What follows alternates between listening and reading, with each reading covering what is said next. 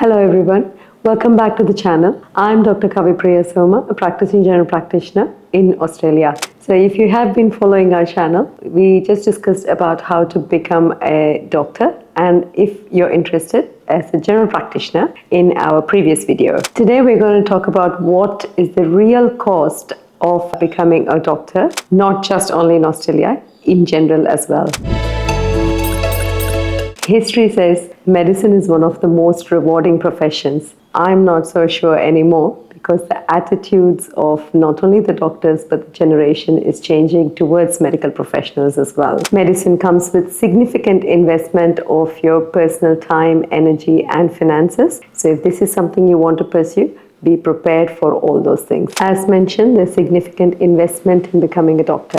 So the first thing would be obviously the financial cost that is involved in becoming a doctor. So I'm only going to give you an approximate idea of what the cost could involve. Please don't quote me on this. Do your own research and then pursue what you want to pursue, okay? So if you're pursuing an undergrad degree, then it can cost you anywhere between 10 to 11,000 per year if you are a domestic student. If you are an international student, obviously that's going to be almost 5 to 6 times more. So most medical school programs last for 5 to 6 years. So that could cost you anywhere up to 350 to 400, even $500,000. So if you're choosing the graduate pathway, again, it could cost you anywhere between $35,000 to $50,000 per year for domestic, and it could be 5 to 10 times more for an international student. So these are just the basic tuition fees that we have spoken about, but there are hidden costs in terms of education, like your textbooks, websites, library, or your equipment that you need in terms of training. So they also come along with your tuition fees. So that adds up to the cost. Most importantly, the entrance fees like the UCAT or the GAMSAT, we have forgotten about that. So if you are applying through that, then you will have additional fees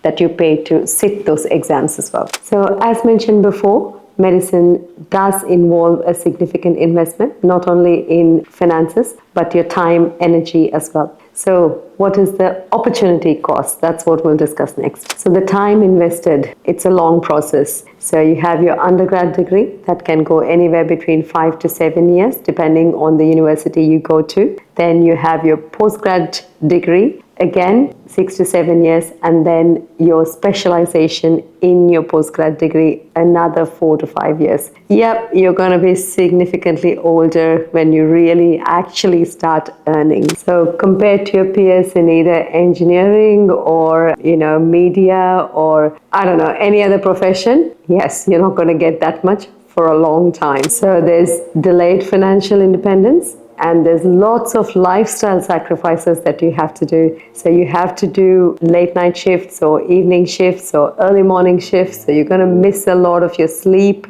added stress of dealing not only with the public, the patients, but your seniors, colleagues, lots of people that you have to handle in life. So be prepared for all those things. So don't do medicine just because your parents force you to do or it is for status. You have to absolutely love it, only then choose medicine. I know it sounds too gloomy so far, but look, at the end of the day, once you've graduated, then it is the reward, the small things that you get from the patients that you treat. When someone says, "Thank you, I feel better," that's what makes our day. It's not only the finances that come with that, but just that simple thank you or a simple hug from a little kid who comes and says, "I want to be like you one day." That's what melts our heart. But if you are a domestic student, then there are government supports like the HECS loan that you can take and get through with your studies. Or if you work in rural areas, then there are rural incentives that is provided by the Australian government that helps you get through